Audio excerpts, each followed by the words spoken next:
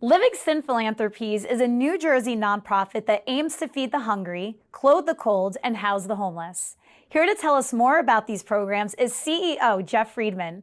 Jeff, it's so special to have you on the show. I've known you for, like 15 years at this point. We used to work on another show together, Montclair State. So it's kind of surreal that you're here with me today.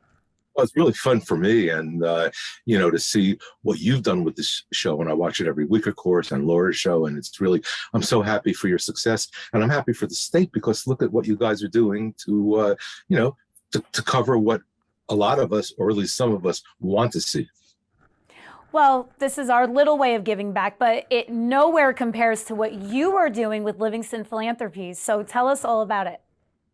Well, we started out as a little coat drive about 10 and a half years ago, and we ended up collecting. Our little coat drive started with 300 the first year, ended up collecting 7 tons of coats and delivering them in our own cars because we didn't have a van.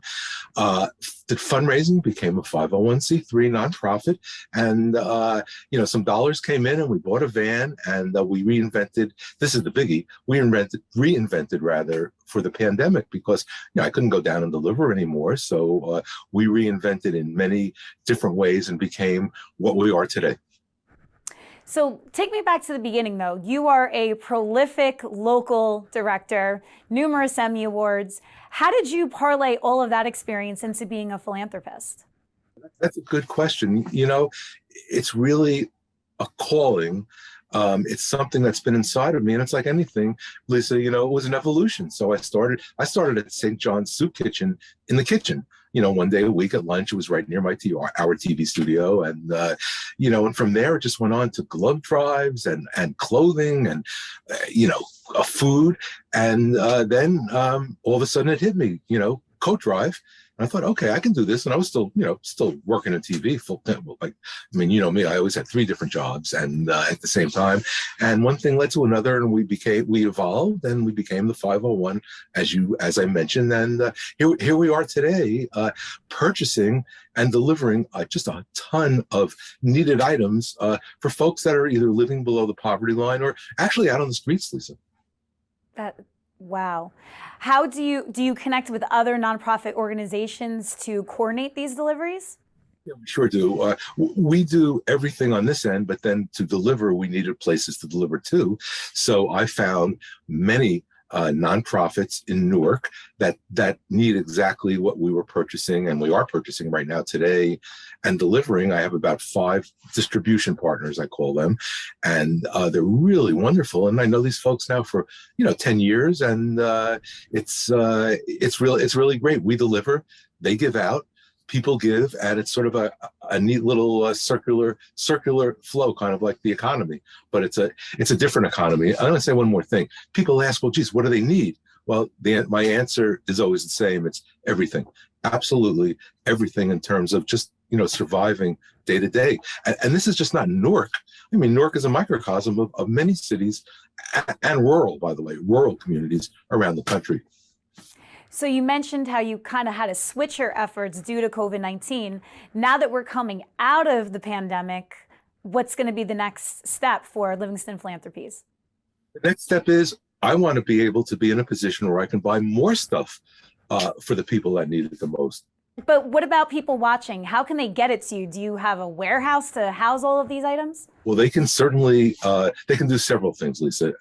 They can email me at njhomeless@aol.com. And we have also a PayPal account. So folks decide they want to, I think there's a lot of people out there, they want to do something, Lisa, but they just are not sure. Well, here, you can go to paypal.me/NJ Homeless, and you can contribute. Or I have to say, Lisa, there are so many great 501s and charities and organizations that are doing things and purchasing things for the homeless, and there's all kinds of stuff. So folks don't have to donate to LPI.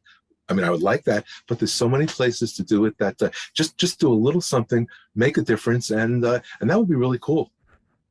Do you have a favorite success story? Someone that you helped through your donations maybe turn around their life? Well, There are some stories. I mean, this is one I really like. We go down to St. John's Women's Center, which is indoors, and they just reopened after the pandemic. This week we're going back, and myself and my wife, Karen, her friends who see this know her as Weenie, of course, and she makes actually the toiletries gift bags. Go down there and give them out. So here's the thing. There was a lady, and I also had Q-tips in little baggies. I had maybe 8 Q-tips. I handed her the Q-tips, and here's what she said, Lisa: Q-tips. It doesn't get any better than this. Wow. That's really emblematic of really the things we take for granted. Listen, a lot of this is endemic, Lisa. So there are some folks that are going to, and the hope is that folks are going to, be able to get out of the vicious cycle. But it's really difficult. I just want to ask folks to step up and make a difference. Again, whether it's with Livingston Philanthropies or any number of different great organizations, step up, make a difference. You'll feel real good, and it might not just be with financial donation, but it would be with with stuff. Diapers are huge. We buy hundreds and hundreds of diapers that go downtown.